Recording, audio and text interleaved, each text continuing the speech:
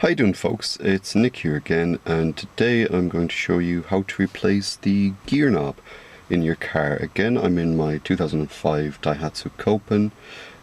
This should cover a vast majority of cars that use threaded gear levers, which would be pretty much most of them. A few of them do have different kind of adapters, and most of the aftermarket gear knobs that you buy will come with either threading or a rubber insert. I'll show you how to use both of them in this video.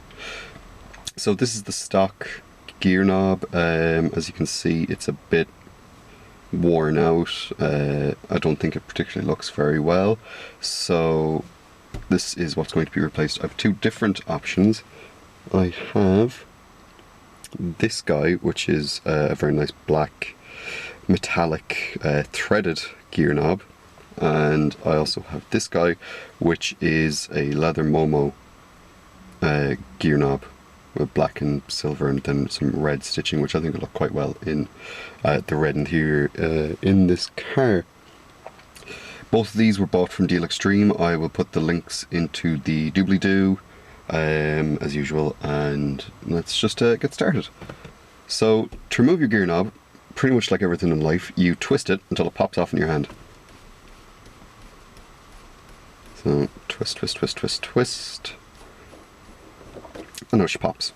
So this is threading on any threaded gear knob that you get. You usually get an adapter. For my case, I have this little adapter, which is inner thread, outer thread. So the outer thread will fit this black gear knob. So the outer thread will fit the inner thread of this, and the inner thread will fit the outer thread of the gear knob. So I'll screw in the threads first. You usually get about 3 or 4 different sizes with the threads as well to fit your gear knob. But if you don't get the thread one, the next one I show you, the leather one, has rubber inserts instead. So let's thread it up. Get this gear knob, thread it up. Now you only need to do it finger tight initially, because as you thread the threaded gear knob, you will be tightening it by turning it. It does take a fair bit of turning, so let's just basically turn it until you can't turn it no more. That feels about right. So it's exactly the same. It's a nice short stock one, as in it doesn't come up very high off the ground. Again, it's quite nice. But I think I will probably use the leather one myself. I prefer it. I've been driving with this for about 3 or 4 weeks, as opposed to the black one, which I've been driving for maybe about 2 weeks, and I much rather the black leather one. So I'll show you how to do that. Removal is the same as assembly. You just go the other way around, righty tighty, lefty loosey. Now it can get a bit stuck at the odd times, so you might need vice grips. So it's just basically to break the tension.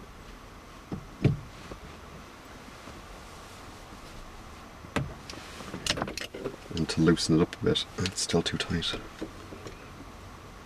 You want to make sure that you don't grip the vice too hard, because you will damage the threads. So just keep turning, and it's finger loose now.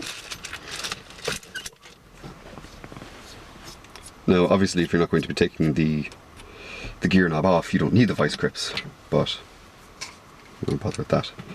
So then this black gear knob takes this little rubber insert. You can see, you might be able to see the holes that have already been put in place. So this is secured. You stick this black rubber insert over the top here, and then this is held in with some little Allen key screws in the bottom.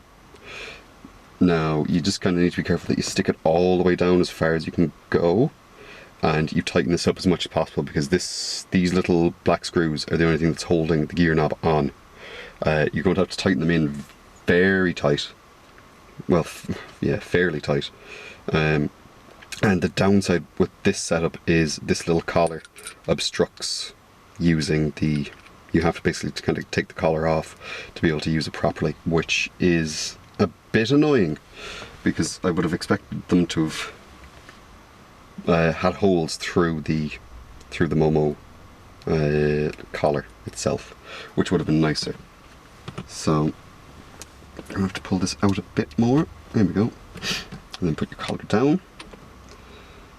This lad needs his untightening. Generally the kits will come with a little Allen key. If not, you can get Allen keys pretty much anywhere. If you've ever been to IKEA, you probably have a big pile of them at home. So I need to untighten this a bit. Tiny little black screws, and all they do is pinch into the rubber collar and stop the knob from moving.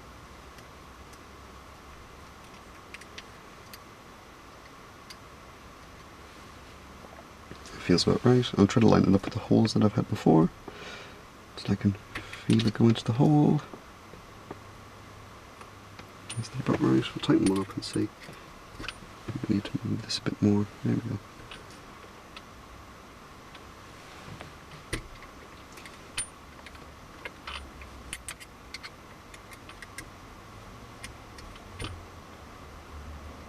There's around the kind of hold mark. Feels about right.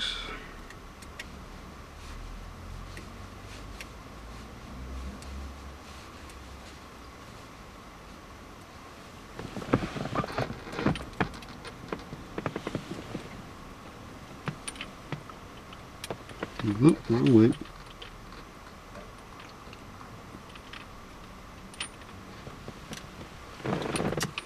And I made a balls of it. Oh well.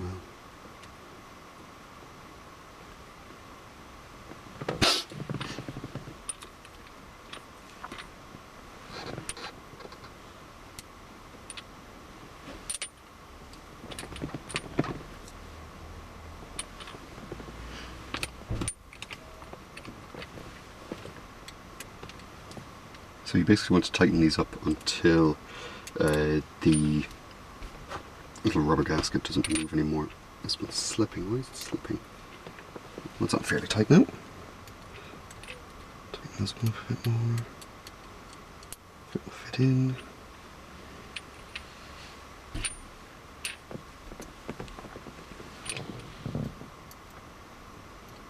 Oh, it's slipping because I stripped the head off the top of it.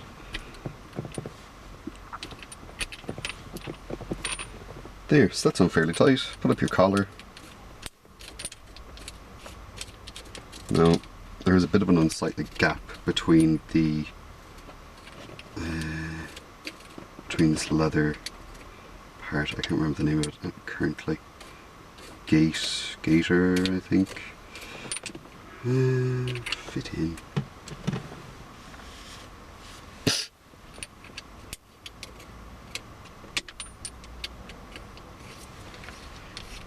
There we go. So there's a small bit of a gap, but I'm not overly worried. You can, if you really want to, try to push down a bit more, but that's not going anywhere. That's on incredibly tight. You can try to pull it as much as possible, and that's not moving anywhere. And that's exactly where you want it to be. So it's really easy, 5-minute job to change your gear knob to be something that's probably better than stock, at least in this case. I could have, if I wanted to, probably polish this one up with some Brasso or Silvero to make it shine again, but I don't really like it that much anyway. It's a bit too small, whereas this one's just the right size for my hand, so I think it's considerably better. So that's it, and I will hope to see you again next time.